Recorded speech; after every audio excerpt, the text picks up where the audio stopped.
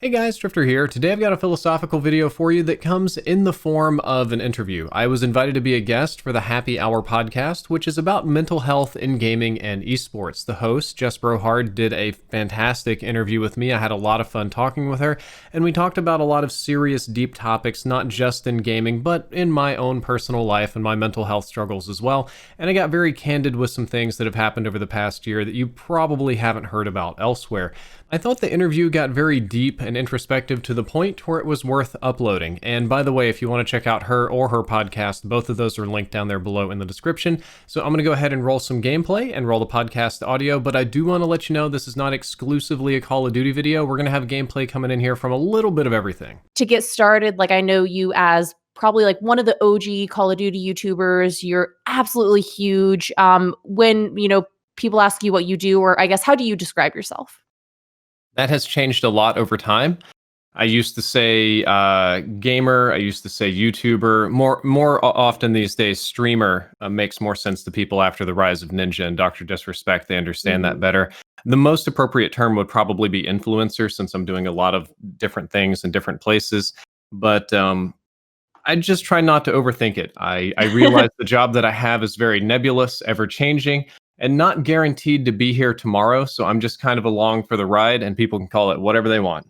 Yep, I'm sure over the years, how you've made your money has sort of changed here and there. So then I guess what kind of content did you start off with, and how has that evolved over the years? The earliest content that I made was back in 2006. I was making stop motion animations. Oh, Yeah, it's very some interesting. old school stuff. As a kid, I always really liked telling stories. It's very dramatic and such. So when digital cameras and YouTube came out, I was experimenting with different things. Fancied myself a filmmaker at 14 years old, Hmm.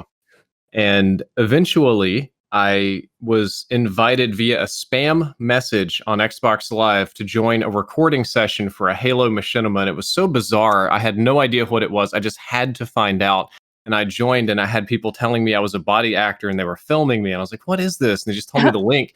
And I started watching these old videos like Red versus Blue and Arby and Chief, where they would, that's the Halo characters would walk around and bob their heads. And I got very much so into that because it was similar to traditional filmmaking, except instead of having to spend $100,000 on a set, you've kind of got pre-made assets with the game.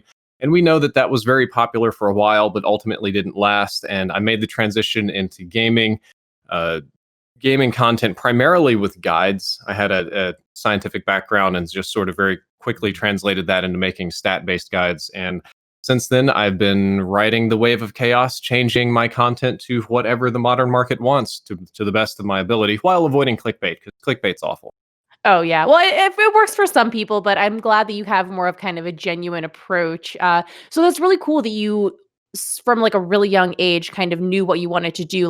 Did you ever, and at any point, kind of set out and think man, I want to be a content creator. I want to play games for a living, or was that something that really just kind of happened and then it's grown and evolved since then? I am much older than I appear to be, so those kind of things did not exist at all when I was a kid. When I was a kid, I thought I wanted to be an actor or a rock star, and then I wanted to be an astronaut and a pilot, but I couldn't do those. I actually did want to be an Mm. astronaut, but I'm colorblind, so I'm not allowed to fly anything ever. Yeah. Mm. And I always just kind of gravitated toward more extreme career paths, which led me to engineering because I thought that I could just I don't know, make mechs and really cool tech. But I eventually realized I would be doing like, I don't know, what's a good word for it? Stress analysis on the refrigerator door hinge for the next 10 years. And that would drive me crazy. Oh, yeah. That's really interesting. Does your audience know, how much do you talk about this kind of stuff? Does your audience know that you have this engineering background? Yes, it was the basis of my channel, and a lot of the stuff I do, I regrettably have to set myself up to at least appear to be a smart person or have some sort of credentials or something like that. So it's my default, hey guys, I've got a couple of college degrees in this. I've achieved something, but that's getting increasingly scary and something that I'm less willing to do because I haven't used very much of these degrees in the last 10 years. And it wasn't that just a couple of weeks ago, I saw a pretty simple, what would have been a simple engineering problem. And I realized I'd forgotten everything. I was like, oh Oh. God, I forgot what this symbol means. What is that? oh my God, these units. And it's getting increasingly obvious in videos where I try to solve math problems with units and newtons and forces and stuff like that, that I am extraordinarily rusty. So I think it may be time Mm. to take a step back and avoid practical application in order to avoid embarrassing myself and just stick to the big picture facts. Well, that's the yeah, that's so interesting. So, and I know you just said it's been like 10 years since you used that knowledge or whatever. So about how long were you working in an engineering field before you like made the switch to full-time content creation? Not a single day. Oh. I got a degree in engineering. It was a bachelor's degree. I got a mechanical engineering degree. It took me 5 years to get because near the end, I was starting to get into business. I was starting to grow disillusioned with engineering because I realized I was going to most likely be what they would call a quant, which is a guy who sits in a little cubicle with his computer and runs analysis all day, which is kind of like the homework I was doing. And I realized that wasn't the future I wanted. So I transitioned over to the School of Business after graduating to pursue a master's in business administration with a pretty big specialty in marketing. And that effectively broke my soul because it was super easy. I mean, it was just like a walk in the park compared to undergrad engineering. But a lot of the professors were grossly unethical, telling me to Mm. market products because I had to do like consulting, and I worked at a startup incubator, and it was stuff like some guy, those transition lenses for glasses. Mhm.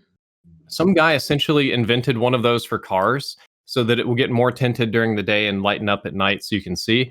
The problem is it takes like 3 minutes to transition. So if you drive into a tunnel, you're literally blind for 3 minutes. Oh, yeah. And my professor, who was my advisor at the time, is just like, let's just sell this in third world countries. They don't have standards. It Oh, doesn't matter. no. And I was like, but Wow. professor, that third world people in third world countries want to live too. And he's like, that's not our problem as marketers. Our problem is to distribute the product. And a lot of things like that, a lot of little things like that. And I realized I don't want to do business. It was just heartless and awful. And I noped out pretty fast. And I got very fortunate that that was about the time that I was discovering machinima and YouTube and Call of Duty and gaming and all that stuff. It kind of gave me a surprising out. That's amazing. That's literally the dream because I have I have a somewhat similar story in that like I went to school for computer science and I got my Mhm. degree and then I only had to work for 1 year actually using my degree before I was able to get into gaming and stuff. But I same thing. I was basically driven crazy by this like desk job that I hated. And fortunately for me, there was none of that kind of unethical, shady stuff going on. But that's really fascinating to hear about. So you were already creating a lot of content and everything while you were going to college? Yes, it mostly started when I might have started like one or two videos at the end of undergrad, but really graduate school is where it started. And I was working at my college. It was Mississippi State University, and they have what they call the Entrepreneurship Center. It was something that they set up in the College of Business.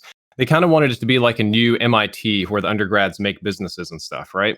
Mhm. And I had worked with people there. I knew them really well. I was broke as I could be, and I BS'd my way into getting a job working there. And I might have been the worst employee that they ever had. I never did anything. I always had I had a fake spreadsheet. So when the boss would walk by, I'd like flip it over and I would just be like doing fake work and stuff.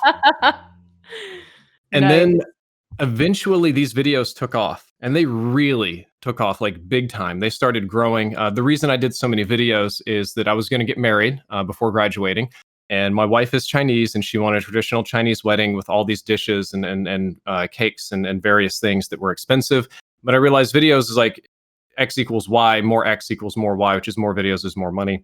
And it Mhm. really took off. And at a point, I actually just kind of stopped going to work and I was building props and cranes and filming things. And I looked up and I hadn't been to work in like a month. So I called my boss and I set up a meeting with him. It was college and summertime, so it was really slow. And I sat down to like sincerely apologize that I told him my business was doing great. It was making so much more money that I hadn't even thought about my minimum wage job, and that it was incredibly rude for me to just ghost and disrespectful because he gave me a job when I really needed it. And thank God, instead of being mad, this man said to me, "Good, it's about time." And I'm like, "What?" Oh, And he's like, "I was expecting your business to pick up. And when you disappeared, I assumed you'd either moved away or you were doing something good." that is so cool. What a heartwarming story. Yep. That's amazing. Yep. It's a good story. The only downside is what they wanted. I would continue to work with the university to grow the initial YouTube business. Even got a grant for some camera equipment. They Mm. were more traditionally minded. They were kind of hoping that what I would do is immediately incorporate and start taking on employees and expanding productions and make kind of a studio. Whereas we both know that the model for these type of businesses is really single individual and as low cost as possible on any production.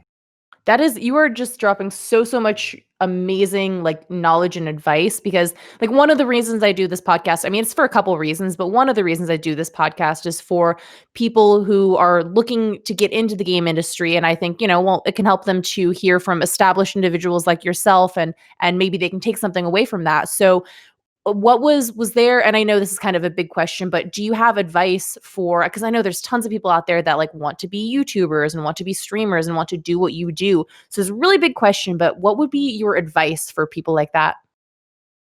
The advice that I give is two pieces of advice. Number one is that I believe that people should do this for fun. That was my path. I initially did these things for fun, and becoming a successful streamer, content creator, influencer, TikToker, whatever, there is a luck component and a reality that not everybody can be successful. Not everybody can be famous. It's kind of like that kid who says, I don't need to go to school. I'm going to play for the NBA. Well, obviously, Mhm. we know your odds are pretty rough, but good luck, man. And if you can't have fun doing this, then you're probably going to burn out way before you start making any money because for most people, it's a really slow start. So you need to just start out by making content that's fun for you and therefore will be something that you're passionate about. You'll be more motivated to work on, and it'll really show through in the content. And the second big thing is that I feel that people really need to be able to step back and send their videos to others or be willing to accept some kind of criticism because I see people making a lot of videos with weird aspect ratios, 40-second intros, the audio buzzes because there's a fan in the background. And I'll offer some advice about cleaning these things up. And they're like, nah, bro, it sounds fine to me. It's good. And I'm like, no, it's not good. You're competing with people that have $1 million setups. You got to really put some time in to polish your stuff. So as you do this for fun, you should try to, put a little craftsmanship in it. Try to improve from video to video. Try something new. Even if you fail miserably, you'll probably learn something along the way. Right. It's all about, like, constantly improving and iterating. And, I think quality isn't, of course, everything, but at the same time, like you said, like, you're competing with so many people. So, like, you kind of need to be at the top of your game to even have a shot. And I always feel bad when people ask me for advice and such because I kind of almost I never want to discourage anyone, but I am also glad that you kind of point out the reality of it is kind of slim chances. It's a tough Mhm. industry to get into, and just realistically, not everyone's going to make it. What ways have you seen the game industry in general change, or even like the just kind of the space for, creators and influencers? What are the big changes you've seen since you've been around for the last 10 or so years? Oh, that is the biggest question.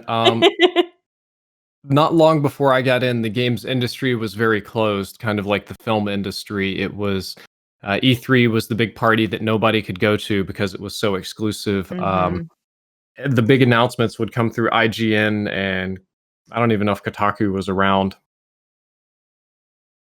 Nowadays, it's all of the media marketing and everything about gaming primarily runs through social media. There's very little traditional press, traditional advertising, traditional anything when it comes time for a giant company to release a new game.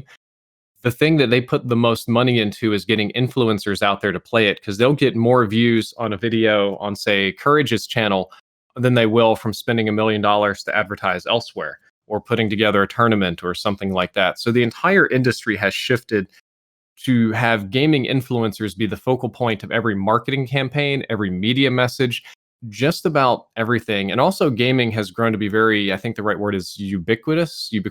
Oh gosh, I'm bumbling my words here, but it's everywhere. It's gaming isn't the basement loser hobby. Gaming is everybody anywhere all the time, any gender, any race, anything. So it's very widespread. So, and as such a public facing person, as, one of these influencers who you have a lot of sway over a lot of people, it can also go the other way. You can get a lot of pushback, and it seems like, especially with an audience as large as yours, there's always going to be someone who's just, like, pissed off for no reason and takes it out on you. So, do you often feel like you encounter a lot of, like, negative reactions from fans or harassment or anything like that? Yes, an extraordinary amount. This is we got a lot. We could talk a lot about this. The the psychology of outrage, or even the psychographics of outraged people, where they live and how they interact. There's a lot in the gaming space. Mhm. Even a long time ago, when my channel was far less personable, where I was a very boring, dry, read the stats kind of guy, there were people that would be very upset and very hurt and very offended if I said a certain gun was bad for some kind of mathematical reason, and people would tell me I'm wrong, and I'm like, well, the here's the math that like empirically proves what's going wrong here, and they just it hurt them personally. There's an issue, I believe, in the first world where we don't have a lot of real enemies or real challenges or real adversity, so people need to kind of invent their own enemies, and oftentimes they can be celebrities or influencers online.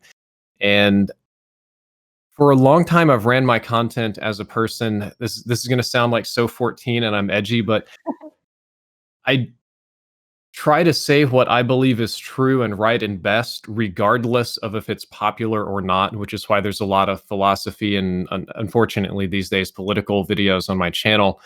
And that can be extraordinarily costly because there are a lot of fans that do not want to hear that. I actually uploaded a video ranting about being frustrated at being home in quarantine because of coronavirus, because so few people did the little mask mandates and social distancing. It's only getting worse. And uploading that video so far has lost me 3,000 subscribers and gotten a colossal amount of hate and downturn on the video, even though I viewed it as the right thing to do. And then finally, something that I think we talked about this just beforehand. Some of this does bleed over into real life. Some of my real life opinions have led to me getting harassed, stalked, threatened, and attempts at violence in real life. That this particular year got quite ugly, and some people got arrested and got felonies. And it's not a topic that I can talk about a lot because there's ongoing court cases. But there are mm, there are communities online that exist just to be angry, and people that are so angry they feed off of each other's anger, and they kind of encourage that and build that up, and it can build into a really nasty ball and stick to any random person, any face out there, any influencer, and it's a horrible situation because the people end up being very disconnected from reality. I'm ranting. I'm going to slow down now. This is so good. No, seriously, like, that was so amazing. Because like, yeah, you said some really, really, really fantastic stuff. Let me bounce back to kind of a few of those points then. Okay.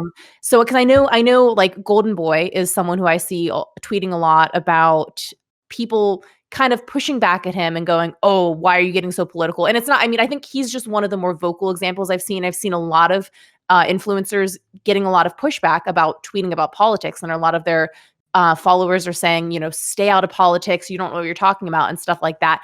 How do you, and I know, even though wearing wearing masks Mhm. should not be an inherently political thing, come Yeah. on, but it is, it is, has become highly politicized in our country. So how do you respond both, like, outwardly to these people saying, don't get political, and then internally, how are you reacting when you're, losing 3,000 subscribers, you're, potentially losing income off of this?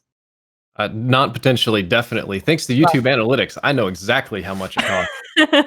Um, the a couple of answers over time, I've usually said that I speak my opinion about this because it's my right as a free citizen of the United States to do so, to have an opinion and express it publicly, and that since I am in a position of influence as an influencer, somebody with followers, that it perhaps might be even more paramount or more important that I express an opinion about issues that are important to me.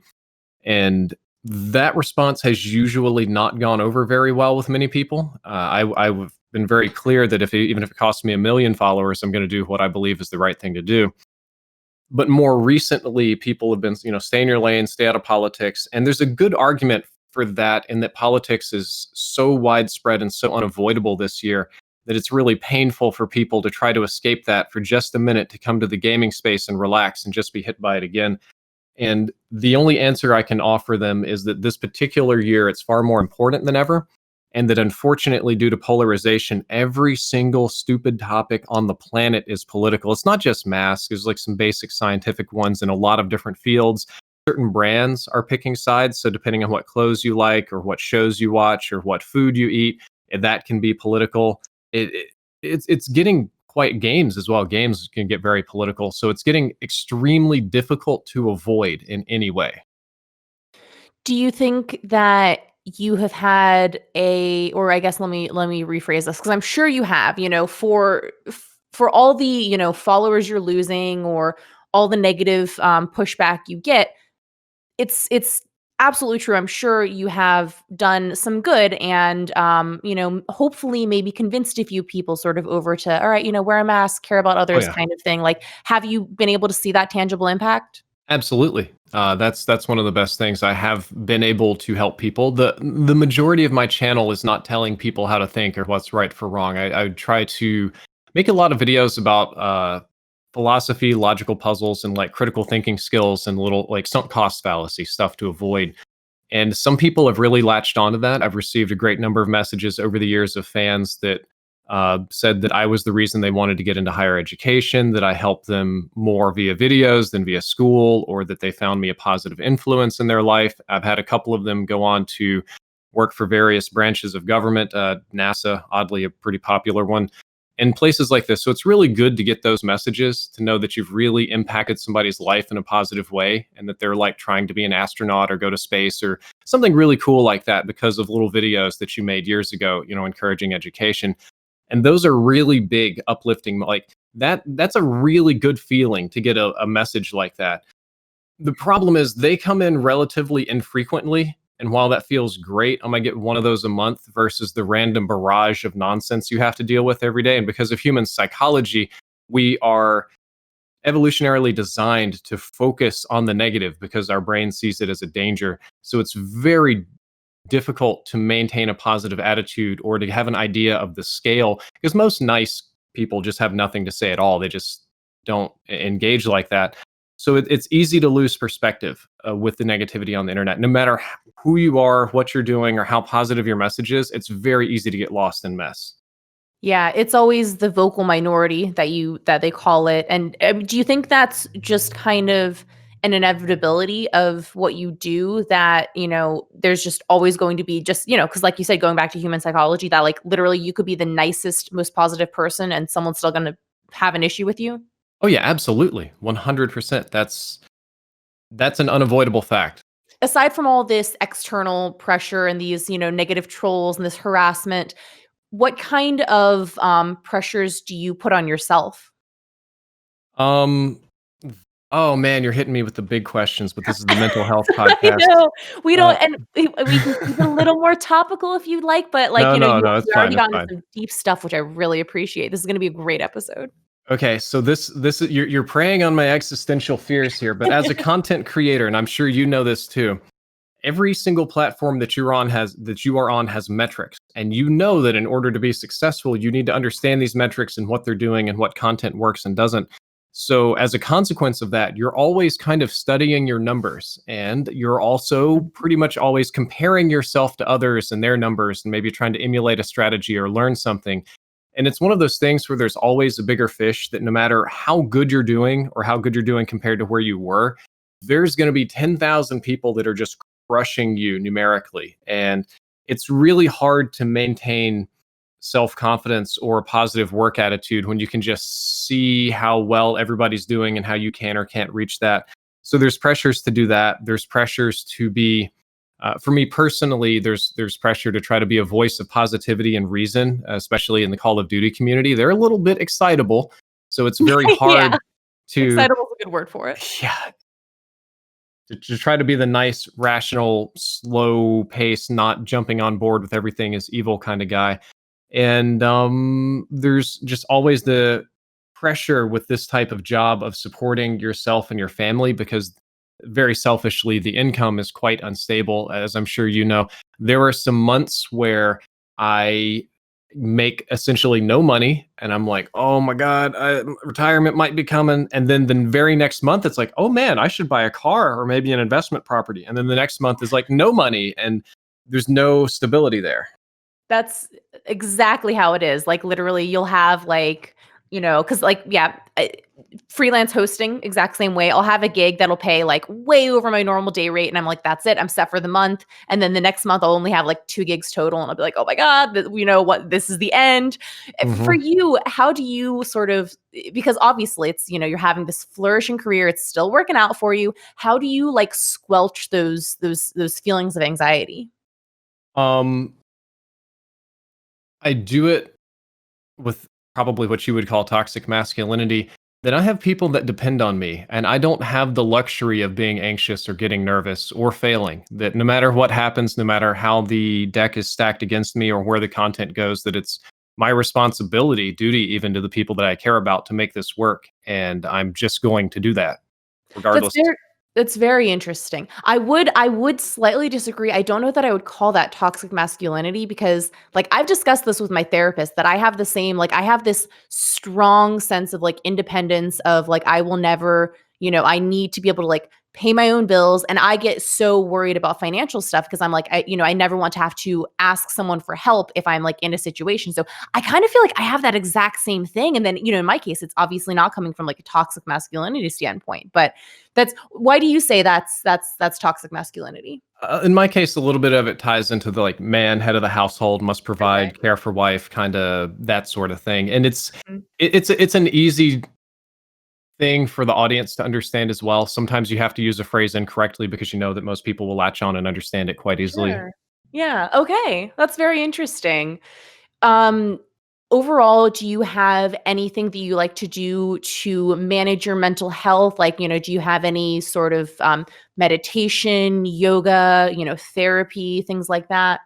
Um, I like to exercise, and that's what I do for my. It's been especially important during quarantine.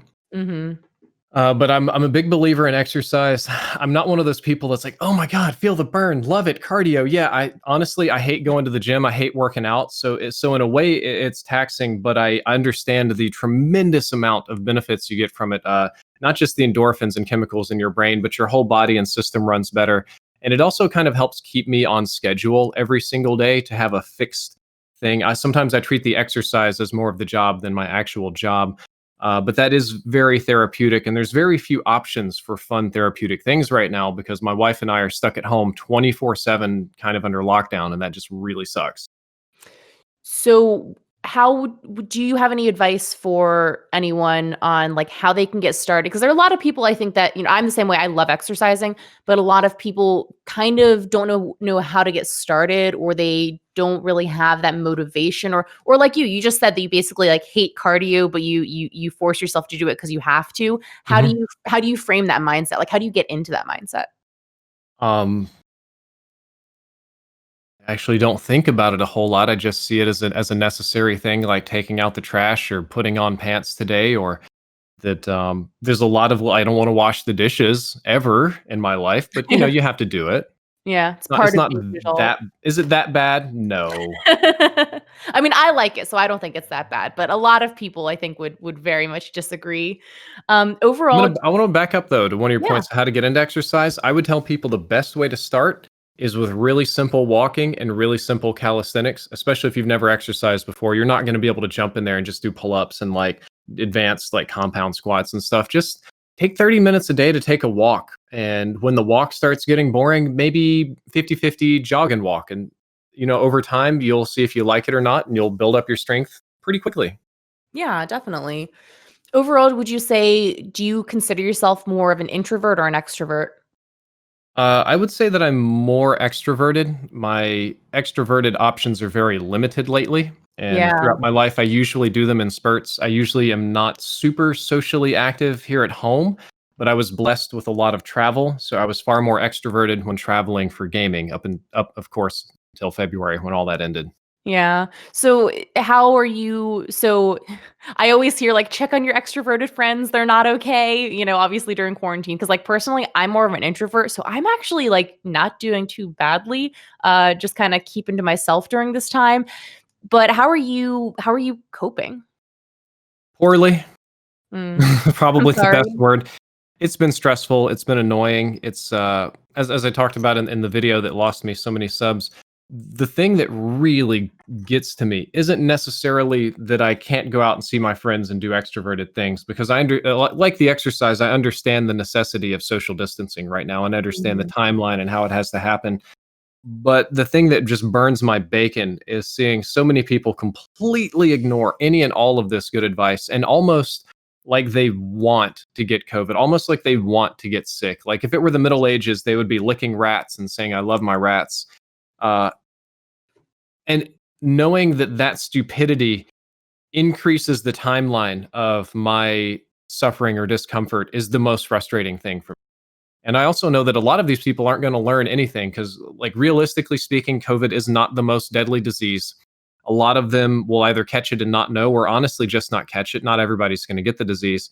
And they will live their lives. Masks aren't real. Viruses aren't real. F you. I'm going to the bar and the strip club and the theater and I'm going to live my life. And you see these people in stores. They're the kind of people that like to get close enough to breathe on you just to prove that they can, and they'll be fine. And it will just reinforce this entire set of stupid and antisocial beliefs that I will probably have to deal with many years from now.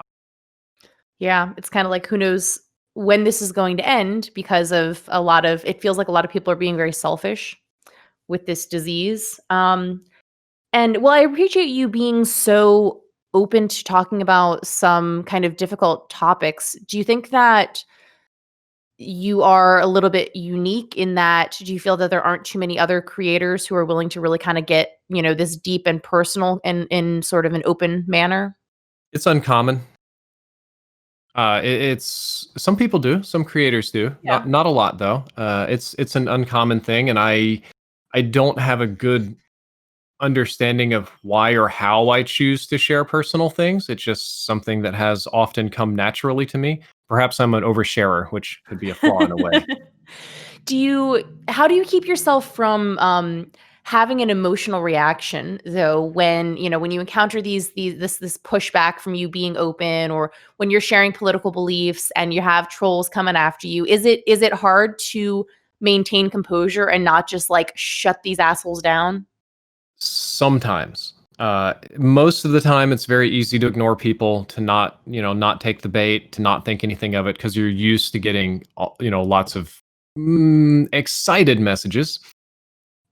But as a creator, that every now and then somebody will just hit that one perfect hot button that preys on an insecurity or a fear or some mistake that you made in the past or something, and it'll really burn your bacon. And I think that no matter how big or famous or how used to hate you get, there's always those little moments that people manage to sneak in and really kind of burn you up. And that's where you need to be the most careful to not respond to people out of anger. I've kind of gotten in trouble with that in the past. What I used to do as a sort of coping mechanism is about once a week, I would pick one idiot to quote tweet, kind of burn on Twitter, just one moron to really set on fire and see how they like 500 angry messages. And unfortunately, this made me look like an unrational person. It made some of the insults and things I would say were not politically correct and were not well received in circles of friends or industry members. And it's ultimately a practice that I just decided to disavow because it was causing more harm than good. It's very weird that so many people are willing to send and say nasty things your way in bulk, hundreds of tweets a day or Yeah. whatever, and you speak back once and then all of a sudden you're the bully and you're sending your fans to attack people and whatever, and it's like a wake up call for them, I think. But that's not the way to handle things. Despite being kind of grumpy and trolly sometimes, I always believe that positive communication, finding common beliefs, trust, friend building, that kind of stuff, helping the people that hate you is the way to go. And I've had a lot of people not like me over time. And a lot of these people would like invite me to their podcast, and this is not one of those, but or their show or whatever. And it was kind of a bait. They wanted me to come on and make a fool of myself. And what I would Oh. do is I would take a big L and swallow whatever they had to say and reach out and try to make a friend and find some common ground. And in every single case, except for one, that worked splendidly. And I turned people that utterly hated me into friends. Well, guys, that's all for this video. I hope you enjoyed this podcast. Please do check out Just Bro Hard and the Happy Hour podcast, which again is linked below. And if you learned something useful about me or yourself, don't forget to like, favorite, and subscribe. Drifter out.